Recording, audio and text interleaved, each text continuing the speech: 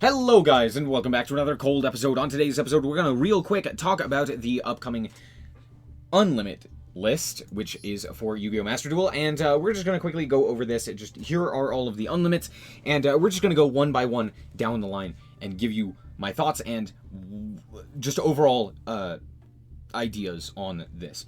Starting off with Knightmare Mermaid. Honestly, fantastic cards to come off of the list. This is honestly one of the few cards that, because of Ibli's ban, can easily come off of the list and be pretty interesting.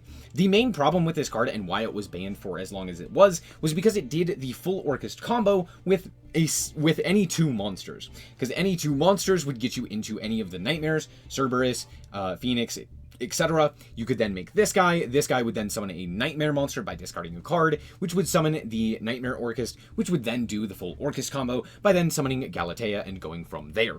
Now, with that being said, that's still a possibility and is still very strong, but Orchest combo is not nearly as powerful as a lot of the other combos. What's Orchest going to do against something like Duel? Well, realistically, not a whole lot. So that's where I think overall Knightmare Mermaid is fine and realistically a-okay. The biggest problem with this prior to right now was Nightmare Corruptor Ibli, because you could just normal summon Ibli, link off into this guy as a link 1, give your opponent a Nightmare Corruptor Ibli, and then do whatever else you wanted with the rest of your hand. So that was a lot more problematic, and it basically allowed it to be a one-card starter instead of any two monsters. So now with it banned, it's not really that big of a deal. Knightmare Goblin is probably the most problematic of these, and genuinely should not have come off of the list. However, because Maxi Konami will be like, it's fine, this is just another card that, is it going to change much? Probably not. It's only going to make combo decks even more problematic and more obnoxious. Now, if you don't know what this card does, it says two monsters with different names, so any two monsters, pretty much. If this card is link summoned during your turn, you can discard a card, and if this card was co-linked while this effect was activated, you can draw a card. Also, during your main phase this turn, you could normal summon one monster from your hand to a zone this card points to in addition to your normal summoner set.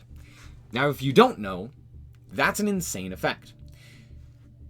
Basically, Yu-Gi-Oh! Has one cost. One, energy or mana system or some sort of, cost associated with doing your stuff. And that is the normal summon. You get one normal summon per turn. That's it. That's basically the only restriction in terms of gameplay. This foregoes that restriction. All you have to do is discard a card, which is not that big of a deal. And now you get to basically ignore that restriction, which is huge.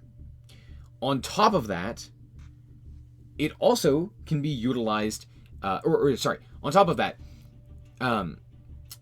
there has been other decks and strategies that have been banned for similar purposes.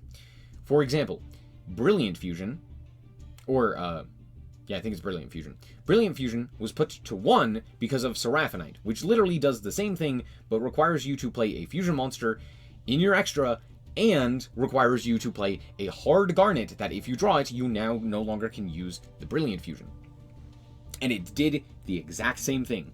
You just got an extra normal summon. That's where Garnet comes from in Yu-Gi-Oh! Is Gem Knight Garnet, which was the card that you would use to make the Gem Knights. Or more specifically, Gem Knight Seraphinite, which would then give you that extra normal.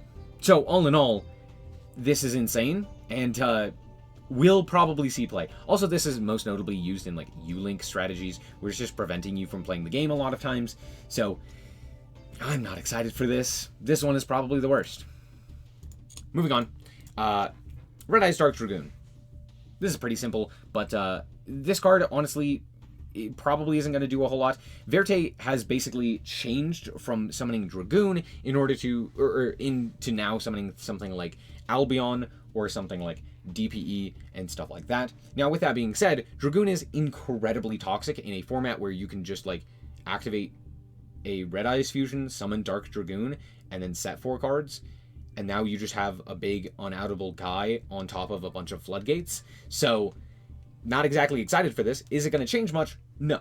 it's just going to be extremely annoying when you do see it. Also, Branded can make this, which is not fun. Next up, we have Masterpiece. Masterpiece is very similar in nature to the previous card on this list with the Dragoon.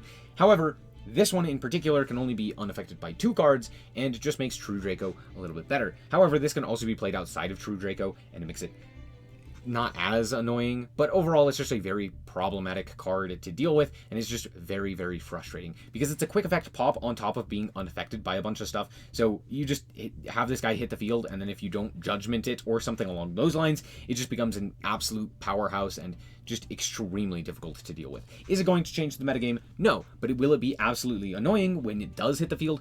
Absolutely. And realistically, I don't think anyone wanted this card, or I don't think anyone wanted to play against this card. Ever.